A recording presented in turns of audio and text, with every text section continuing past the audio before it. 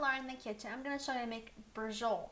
Now, braciole is an Italian roll, like it's a big piece of meat, and it's stuffed a bunch of things and rolled and simmered in sauce and wine. I'm going to show you how delicious and simple it is to make. But here's what you're going to need.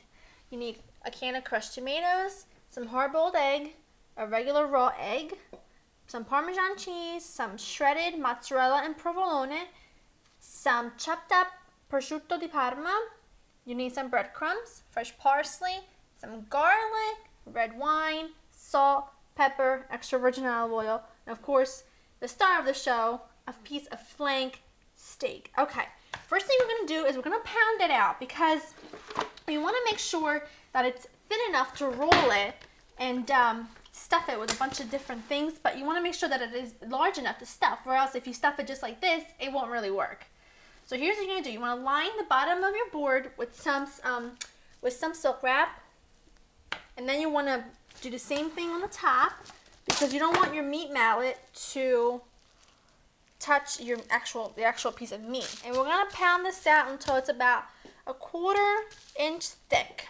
Take a meat mallet, and if you don't have a meat mallet, you can always use either a rolling pin or a small heavy-duty skillet. But here we go. Nice and thin, just like that. Okay, now we're going to set this aside. Okay, now with still clean hands, because I haven't touched the meat, we're going to make our filling. Okay, we're going to take in the Parmesan cheese, the mozzarella and the provolone, the prosciutto,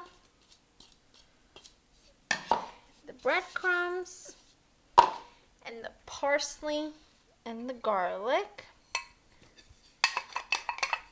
Now, originally, braciole was only stuffed with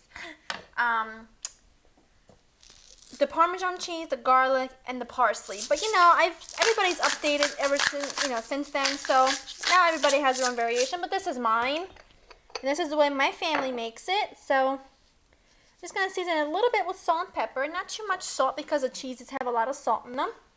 Okay, so then I'm gonna put in the 1 egg, the raw egg. The egg is just to bind everything together.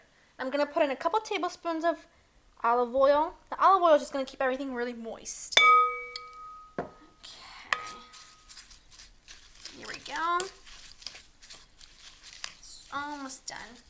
You want everything to be kind of not too wet, but this is a little dry for me, so I'm going to put in a little bit more of olive oil. Like I said, just to keep everything nice and moist. Now take your meat closer to you. Now before you even touch the meat, what you want to do is you want to cut some kitchen twine, a few pieces of kitchen twine, because this is going to hold everything together. You want about 5 or 6 pieces. This, you can see the grain is going against this way. So, I mean, I can't tell you how to pound. The only thing I can tell you is that if the grain is going this way, you want to pound out your meat in the direction of the grain. So that when you roll it this way, when you roll it, but you cut it, you're cutting against the grain so you don't get shoe leather if you're cutting it if you were to roll it this way against the grain and you were to cut it with the grain, you would have nothing but strings, and that's what you just don't want that. It's not good. So you want to take your mixture and you want to spread it out pretty evenly. So now I'm going to take some hard-boiled eggs that I've cooked, cold, and then I've quartered them. I'm going to line them up like that. And then we're going to start rolling. Okay. My braciole is nicely filled, stuffed. So now we're going to start tying it. There we go. You don't want to go too tight or else it will explode in places. But you don't want to do it too loose. It also defeats the purpose of doing this in the first place. I've tied my braciole all the way around, all the way up I should say, so it's nice and tight. And I've also preheated a large, deep, non-stick skillet. Now, the reason why I'm using a skillet is because I want to brown the braciole so that it doesn't, so that it caramelizes. But I don't have a pot big enough that it's non-stick for it to caramelize. So we're going to do it in this pot, and then we're going to braise it in another. You want your oil to be nice and hot, and you want this to caramelize on both sides. Just brown it up. About 4 to 5 minutes per side. The braciole is nice and caramelized on both sides, as you can see. Now, if you're not using the same pan to make your braciole in, to make your sauce in, you take the same oil, because that has great flavor. Take the same oil and you put it into the pan you're going to be cooking the rest of your braciole in. I'm going to put in 1 small onion that I've chopped. Now I know that this wasn't in my list of ingredients when I was showing you at the beginning, but my mistake. You do need 1 small chopped onion and also some fresh basil. You want to let this cook for about 45 minutes until it's nice and caramelized and lightly brown and translucent. Onions are ready. Putting my braciole back in. Adding in a cup of red wine. And letting this cook for 1 minute for the alcohol to cook out and for the flavors to really blend in well. Red wine, the alcohol's cooked out. So we're adding in the tomatoes, crushed tomatoes. Putting in a little water because my tomatoes are really thick. Medium-low heat. Lid on.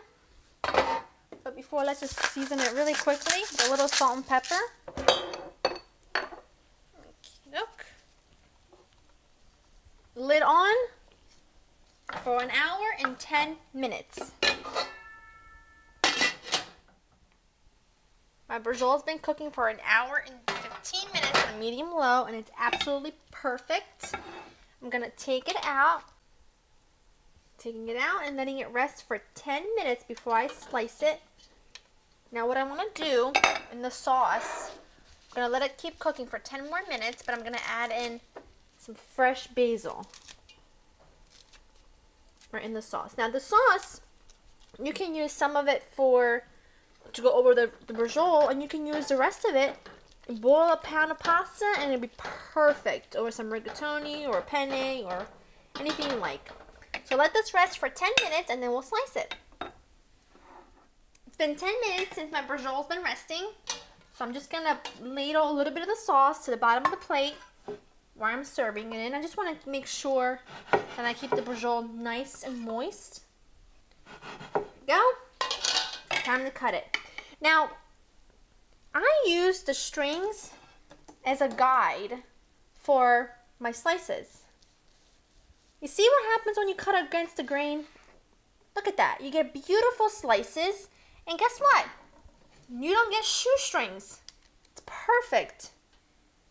Just make sure you roll with the grain so you can cut against it. My braciole is perfect. I'm just going to ladle in. I'm going to ladle over some more sauce so that it keeps it nice and moist. And guess what? Top it with some fresh basil and you're done. The rest of the sauce is perfect for a side of pasta, and you have a complete meal. I hope you make this, and I hope to see you next time on Laura in the Kitchen. To get the full recipe and other recipes, visit my website at www.laurainthekitchen.com, and I'll see you next time. Bye-bye.